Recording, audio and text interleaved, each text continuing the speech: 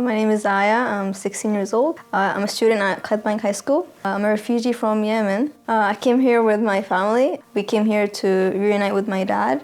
Yeah, my name is Shawki Dubai. I'm the father of Aya, and I came here in 2015, and we did a reunion, family reunion.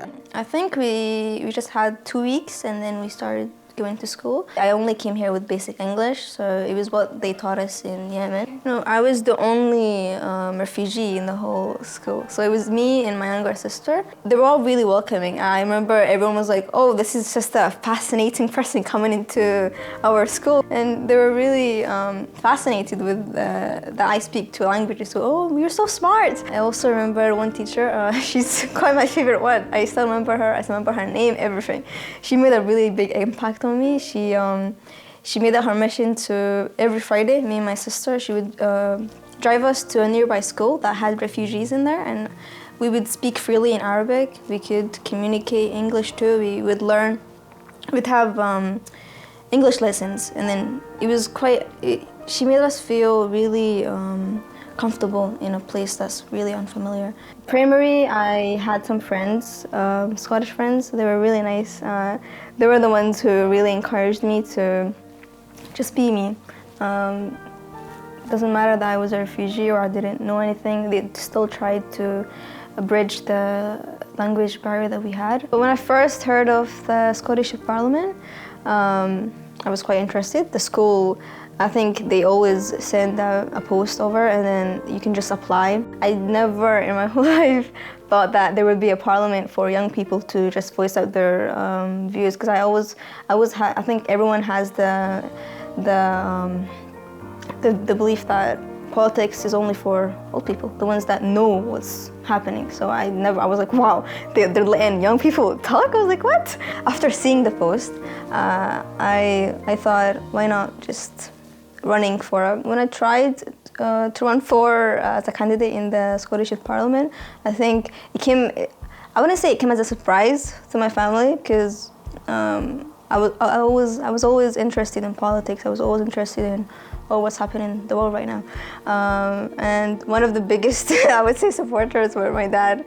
I printed out flyers and it was everywhere. My dad, I gave him some and he was like, okay, I'll go to the mall even. He even had one in his car. So while it was quite encouraging, I did feel a bit, oh my God, what is happening? She tried to do her best, and we are as a family and as a chair of United Yemeni Community in Scotland, we are proud about that, to be honest. It was the first refugee nominated to be in member of youth Scottish Parliament.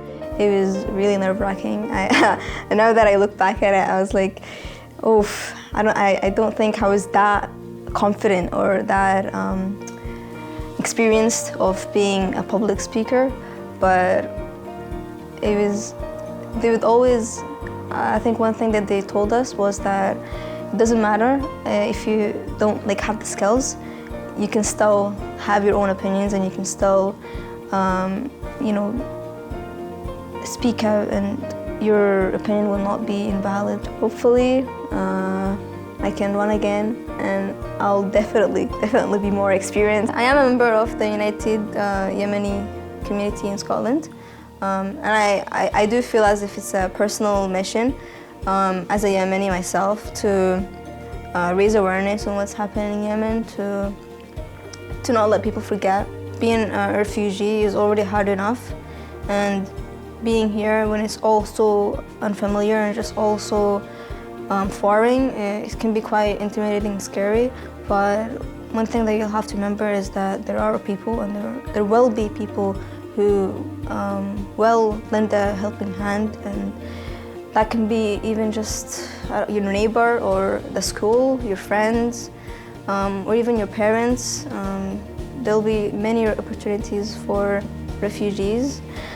So one thing that I try to always remember is just because I'm a refugee does not mean that I can't go on to be things that are bigger than I am right now.